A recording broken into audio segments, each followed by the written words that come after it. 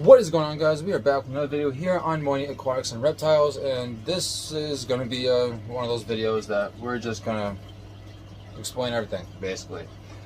So this is the tank. You'll notice by the same setup that this is the tank that my yellow belly slider was in. Unfortunately, since then, some things have happened, and he is no longer with us. Meanwhile, in the process of getting him to eat, I put all these fish in here.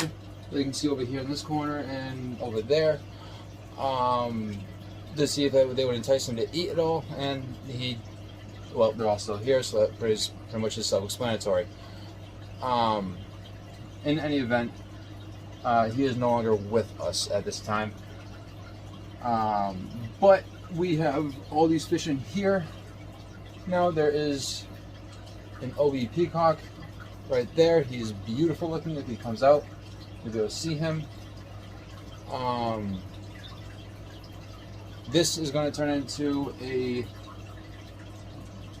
way different of a tank, and the reason being is because since I took the turtle out, I have noticed that there are a bunch of small fish, like feeder guppies, hanging around in here. Or like very small fish, I should say, hanging around in here. And I'm like, I didn't put any fish in here this small. Well, all these small fish right here are guppies, and evidently it is just as easy to breed as they talk about. So there are a ton of small baby guppies now running in this tank. Too small for the camera to pick up on, but there are a bunch of them in here nonetheless. In any event, I have filled up this entire tank all the way to the top. This is probably going to end up turning into a guppy feeder, a guppy breeding tank rather, and kind of going from there, because as you can see, there's a ton of guppies in the back over there. You know, there's all those right there are guppies. There are some goldfish in here, like this guy right here. I'm thinking of taking that guy, if you just saw him over there underneath those rocks, and throwing him into 75. He's a new one I just got recently. But in any event, this is going to end up basically becoming a 40-gallon guppy breeding tank in some capacity, in some way. Not how I planned it to go. Not how I wanted it to go, but this is what we're going to end up doing for the time being, until I can think of something else to do with this tank. And who knows, it might just stay a guppy breeding tank for the rest of its existence. Who knows? But there are definitely plenty of guppies in this tank. They are definitely active, and